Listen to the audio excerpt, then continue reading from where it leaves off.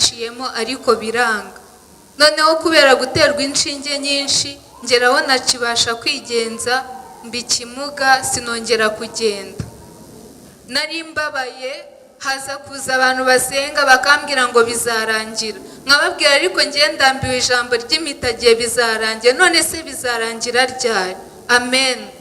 Ariko mu minsi ishize rero nibwo nakomeje kuremba, biranga banjyana mu rugo ndaremba, umutwe urandya, ngatekereza ukuntu abandi bana bari ku ishuri ntabuze ubwenge ngo nanjye nige nkabo, ariko kubera ko ndwaye ntabasha no kwigenza, nkumva agahinda karanyishe. Ijoro ryo kuwa gatanu ndasenga ndimo kuribwa umutwe cyane, umuganga ataraza kuntera, ndangije ndavuga ngo Yesu we untabare untabare. Nasakuzaga mvuga ngo untabare. Abantu bari baraho n'umuganga wari uje kuntera ararira, abari umfata aransengera maze kuntera. Ndangije mbwira Imana mu mutima, ndavuga ngo aya marira ndize sinzongere kuyarira ukundi.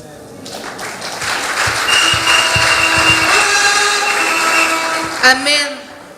Maze kwa kabiri ngira mama ngo bantera batantera, ntarira umutwe wanjye wabireka, kuwa gatatu nzajya ku ishuri. Arangije arambwiye se minyone uzajya ku ishuri gute? Bagufata ntiwikarabya ntiwihereza ikintu na kimwe, uzicara mu ishuri wige gute umeze gutya. Ndamubwira ngo ntago mbizi uko bizagenda, icyo nzi cyo mushake mutekereze, buri wese amfashe dutekereze, kuwa gatatu ngomba kwicara mu ishuri nkiga, ntago nzasibira, ntago nzatsindwa, ntago nabuze ubwenge nubwo meze gutya, ariko ngomba kwiga. Babura uko babigenza. Kwa kabiri nijoro naraye meze nabi cyane, mu gitondo babyuka banzana uko nari mfite gukora kati, barangije banjyana ku ishuri mfata note. Ndangije maze kuzifata ngo njye kwiga, bari bamaye igitabo ndi bwigiremo kandi ntarigeze natendinga class. Mama aravuga ngo ariko hari ahantu nzi basenga, nyemerera nkujyane dusenge, ahari hari icyo Imana yakora. Ndangije nibuka ijambo riri muri Zaburi 119 n'umurongo w'116 uvuga ngo umbere ubwishingikirizo. Amen.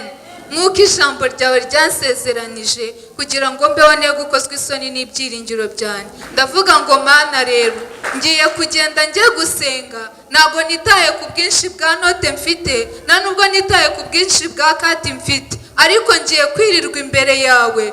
Dore nje mu nzu yawe ndi ikimuga, nje mu nzu yawe mbabaye, nje mu nzu yawe nta byiringiro mfite, ariko umbere ubwishingikirizo, kuko ijambo ryawe ryambwiye ngo nzaba umutwe ntago nzaba umurizo, muri iyi kati nzakora bazamenye ko ari wowe Mana.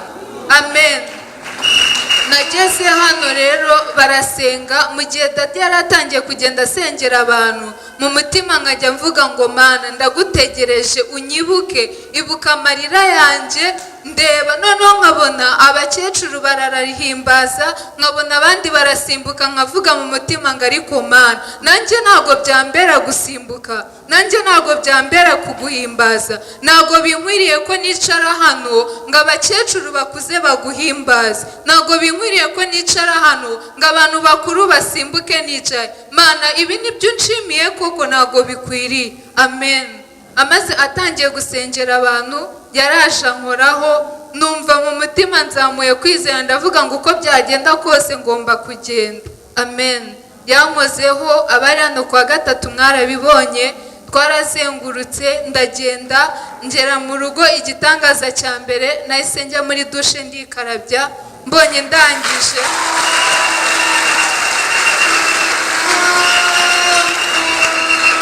nabonye nikarabije mfukama muri dushe, nzamura amaboko ndavuga ngo Mana urakoze kubera yuko ungiriye neza. Ikindi gitangaza nahise mbona, naravuze hari Damascene yari yatwigisha ukuntu ajya ahamagara ngo Imana ya Dadi iri hehe. Ndavuga ngo Mana wangendesheje, Mana ya Dadi uri hehe kuri izi note ngiye kwiga. Bahita bampamagara barambwira ngo kati mwari mufite bayimuriye kwa gatanu. Noneho namaze gufata note ndiga ndavuga ngo mana ya dada uri he, nkiryama mbona ngo tugiye gukora kadi, abandi baragenza n'ibirenge bansize bageze kure, mbona ndagendera hejuru yabo.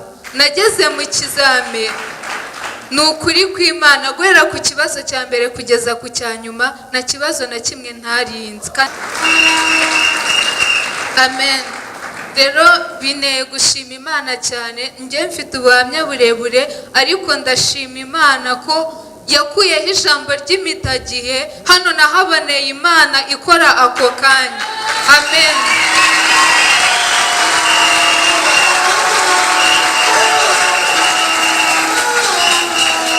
Amen. Abandi bazaga kunsengera bakavuga najye nasanira bakavuga ngo dayimoni muvemo, ariko ndashima Imana dadi ntago yigeze ambwira ngo ndi dayimoni ngamfate ngankubite n'ibiki ukunda abandi babigenza. Ndashima Imana yamukoresheje. Amen.